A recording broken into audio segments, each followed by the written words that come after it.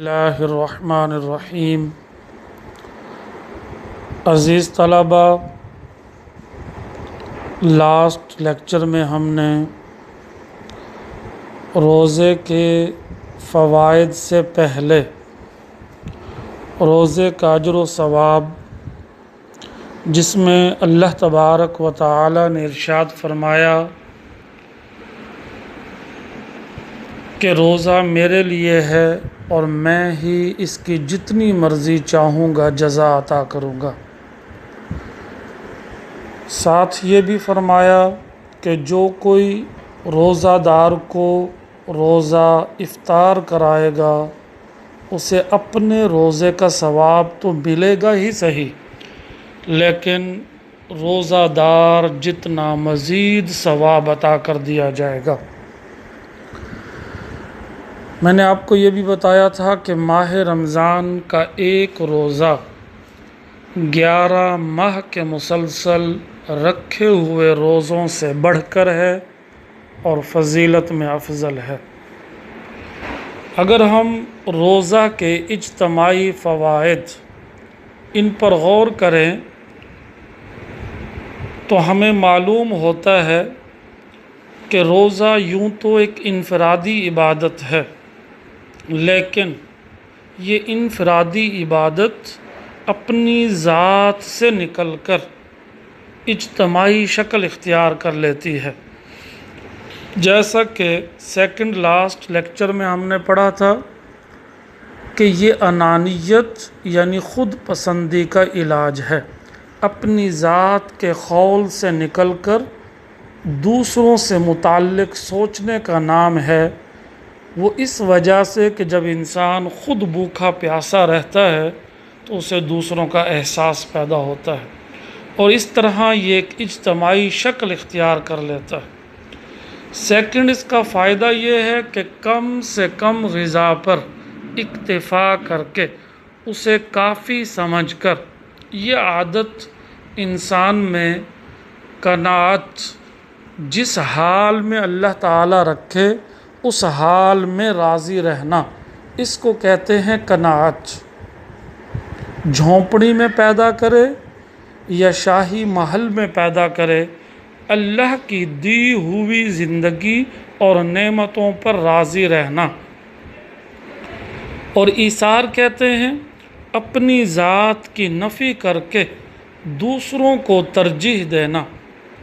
روزہ ہمیں یہ دو خوبصورت باتیں، ایک تو ہمارے اندر قناعت پیدا ہوتی ہے اور دوسرا ایثار، اس جیسی خوبی پیدا ہوتی ہے۔ اس طرح روزہ رکھنے سے ایک تیسرا فائدہ یہ ہوتا ہے کہ ایک ہی وقت میں پوری ملت اسلامیہ کا ایک عبادت میں مصروف رہنا باہمی یگانگت کے فروغ کا سبب بنتا ہے، اور اس اعتبار سے نبی اکرم صلی اللہ علیہ وآلہ وسلم نے ماہ رمضان کو مواخات، یہ لفظ لکھا ہوا ہے آپ کی بک میں، اس کو ٹھیک کر لیں، خے کی جگہ پر سین کر لیں، مواسات۔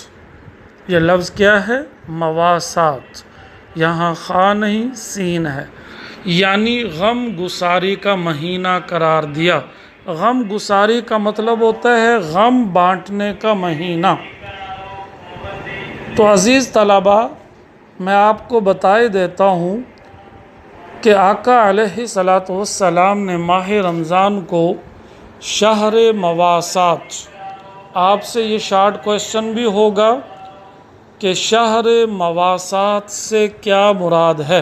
مواسات کا معنی ہی غم بانٹنا، تو شہر کا معنی عربی میں مہینہ، تو شہر مواسات سے مراد غم بانٹنے کا مہینہ، یعنی رمضان المبارک وہ مہینہ ہے کہ جب ایک انسان اپنی ذات سے نکل کر دوسروں کے دکھ اور درد کو بانٹ لیتا ہے۔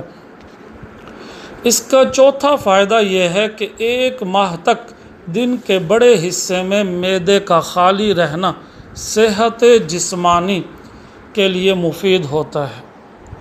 ایک مہینہ جب ہم اپنے معدے کو ریسٹ دیتے ہیں تو اگلے 11 ماہ تک یہ معدہ پراپر ورک کرتا ہے اور ہماری صحت جسمانی کا ضامن بن جاتا ہے۔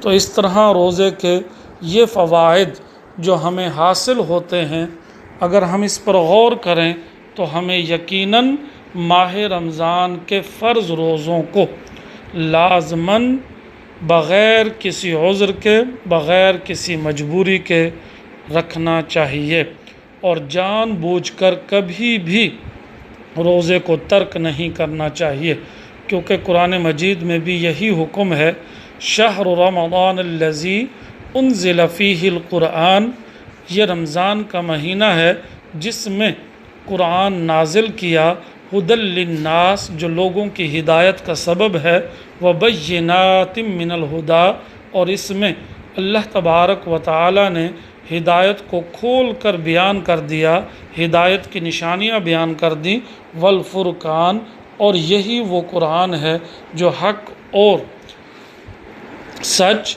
یعنی سچ اور جھوٹ کو واضح کرنے والا ہے، حق اور باطل میں فرق کرنے والا ہے۔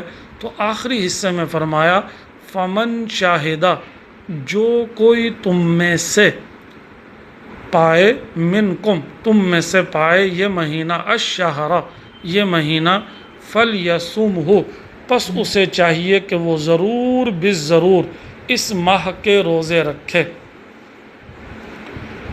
معطا امام مالک حدیث کی کتاب ہے جو امام مالک رحمۃ اللہ تعالی علیہ نے ترتیب و تدوین میں لائے ہیں، اس میں یہ حدیث درج ہے کہ آقا علیہ الصلاۃ والسلام نے فرمایا کہ جبرائیل امین حاضر ہوئے اور میں مسجد کے منبر پر جب میں نے پہلا قدم رکھا تو میں نے کہا آمین، دوسرے پر بھی کہا آمین، تیسرے پر بھی کہا آمین۔ تو صحابہ کرام نے عرض کی یا رسول اللہ، ان 3 قدموں پر آمین کہنے کی وجہ کیا ہے؟ تو آقا علیہ الصلاۃ والسلام نے ان میں سے ایک یہ بتائی، یوں تو تینوں بیان کر دی، ان میں سے ایک یہ بتائی کہ جسے ماہ رمضان میسر ہو، جو کوئی اپنی زندگی میں ماہ رمضان پائے۔ جبرائیل امین یہ دعا مانگ رہے تھے کہ اللہ، جو ماہ رمضان کو اپنی زندگی میں پائے اور اسے کوئی عذر، کوئی مجبوری نہ ہو، اس کے باوجود اگر وہ روزہ نہ رکھے، اے اللہ اسے تو تباہ و برباد کر دے۔ تو آقا علیہ الصلاۃ والسلام نے فرمایا آمین۔ عزیز طلباء، سوچنے کی بات ہے کہ دعا کرنے والے جبرائیل امین ہیں اور آمین کہنے والے مصطفیٰ کریم صلی اللہ علیہ وآلہ وسلم ہیں، تو پھر اس شخص کی کیفیت کیا ہوگی جو اپنی زندگی میں ماہ رمضان کو پائے اور عذر کے بغیر روزہ نہ رکھے، تو وہ یہ وعید، یہ سزا سن لے۔ اللہ تبارک و تعالی ہمیں اس سزا اور وعید سے محفوظ رکھے اور روزہ رکھنے کی عادت عطا فرمائے۔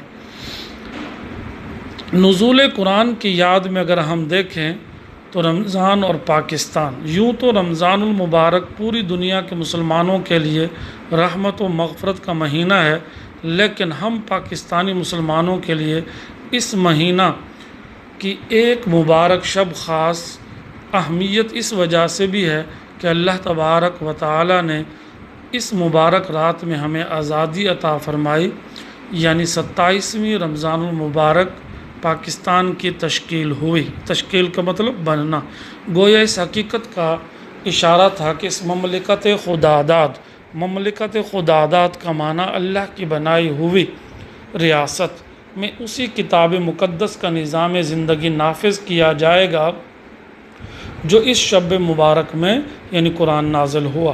ہم نے پاکستان کا مطالبہ بھی اسی غرض سے کیا تھا، یہاں اسلامی نظام حیات نافذ کیا جائے۔ اس اعتبار سے رمضان المبارک تشکیل پاکستان بننے کی سالگرہ اور اللہ تعالیٰ سے کیے ہوئے ہمارے عہد کی تجدید، ہمارے وعدے کو دوبارہ دہرانا، یاد کرنے کا موقع بھی ہے۔ اور ہم رمضان المبارک میں اس عہد کو دوبارہ یاد کر کے اپنی عملی زندگیوں میں لے آئیں۔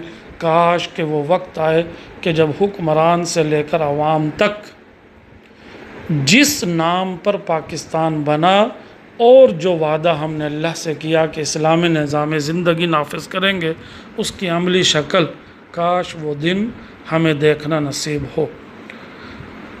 آخر میں پھر یہ سوال ہوتا ہے کہ آج ہماری نمازیں ہوں یا ہمارے روزے بے اثر کیوں ہیں؟ تو اس کا جواب، آج ہمارے روزوں سے وہ فیوز و برکات ظاہر نہیں ہوتے جن کا ہم اوپر کی لائنوں میں سطور سطر کے جمع تذکرہ کر چکے ہیں۔ اس کی اصل وجہ یہ ہے کہ ہمارے روزے کے اصل مقصد یعنی تقوی، ضبط نفس سے بے خبر ہیں اور اس کی اہم شرائط یعنی ایمان اور احتساب دونوں سے غافل ہیں۔ جس طرح نمازیں دکھاوے کی ہیں ویسے ہی ہمارے روزے نمائشی ہیں۔ اس وجہ سے ہمارے روزے ہمیں اثر نہیں دیتے۔ تو آپ کو یہ نظر آتا ہوگا کہ ماہ رمضان ہوتے ہوئے بھی لوگ دجل، فراڈ، دھوکہ دہی اور جھوٹ، غلط کاریوں میں، برائی، بے حیائی اور فحش گوئی میں مصروف رہتے ہیں۔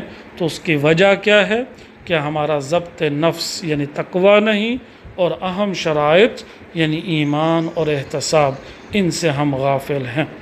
تو ہمیں ایمان اور احتساب کے ساتھ، ضبط نفس کے ساتھ روزہ رکھنا چاہیے تاکہ روزے کے جملہ فوائد ہمیں حاصل ہوں۔ السلام علیکم ورحمۃ اللہ وبرکاتہ۔